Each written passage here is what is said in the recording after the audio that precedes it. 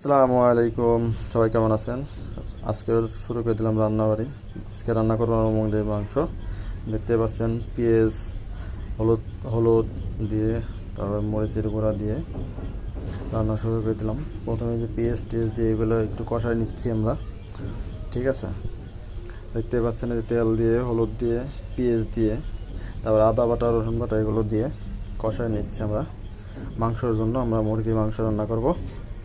এই দিয়ে দিলাম আপনার হলো ধনিয়া গুঁড়া, তারপরে আপনার এটার পরে আমরা দিয়ে দেবো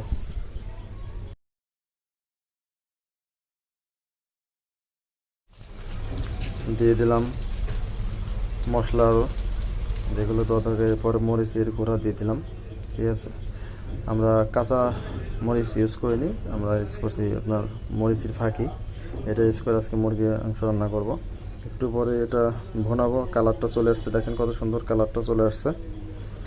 কালারের সাথে সাথে আমরা এটা একটু রেখে দেবো, কষাবো, তারপরে মাংস ছেড়ে দেবো। এটা কষানো হয়ে গেছে প্রায়।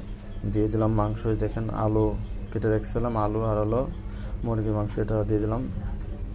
এরপরে পরিমাণ মতো পানি দিয়ে, জাল দিয়ে, দেখেন বলক চলে আসছে, রান্না প্রায় শেষের দিক।